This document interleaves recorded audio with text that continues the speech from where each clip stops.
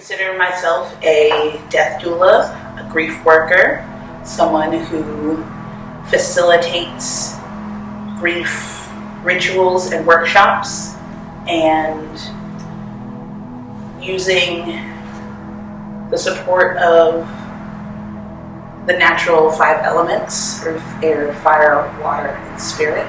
We move through those elements to access our grief and identify with our grief in different workshops and events in the Boston and New England area.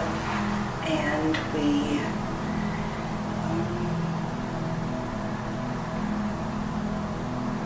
we love doing this work. I feel really grateful to this work, really lucky that I get to work with a friend and a partner in crime who is doing something that is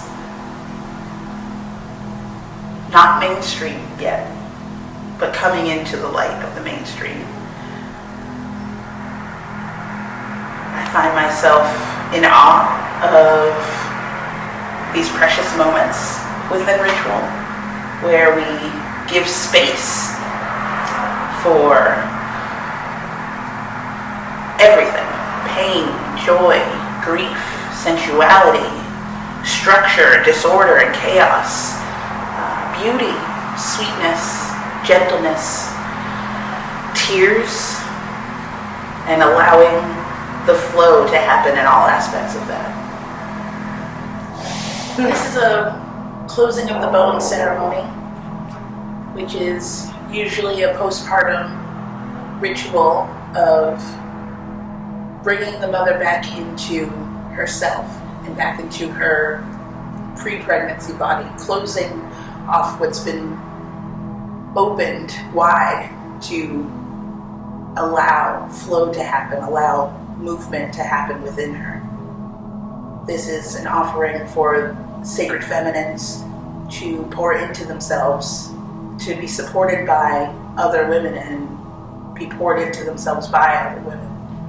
This is a sacred ceremony of solidarity and safety within the energy centers in your body. In sacred reciprocity, and being in that, at all times. And what happens to me happens to you. What happens to you happens to me. In this work and the time that we're in, it's like absolutely, we have a lot to grieve. It can be anything. A grief ritual can be making art. It could be talking on the phone. It could be dancing. It could be, like silent screams in your head, or, rearranging the pillows to bring you the most comfort so you can be present to yourself. Like, all of those are the rituals. And I can't even say, I think every time we've done, a grief work ceremony, they're all different. We have different components, different ways in which that we engage with, the elements and the gifts of the body for processing emotion and, moving the energy and tending to all the different parts of ourselves. And I think these ritual spaces, these ceremonies are really great because we do create a container of safety and support, and it allows people to unwind and lean into the rituals, and really, if they feel the need to, if they feel supported enough, they can crumble here, they can fall apart, because they can know that they're surrounded by community and support. And being witnessed in their grief, in their pain, in their trauma can be nourishment, can be food for everyone that sees them, for everyone that witnesses their pain, because like you said, it's our pain. It's what they're witnessing, what they're experiencing is what we experience. And when we hold space for each other to do that, we create a sense of such strong, loving community in such a place where there's so much darkness and sadness. there is real, true light and love that can exist there. So these rituals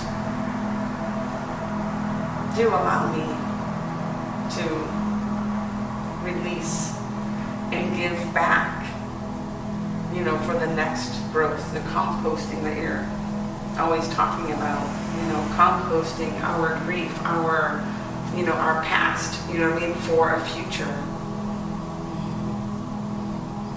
Using the negative pieces to grow and bloom and blossom for the next generation of fertility.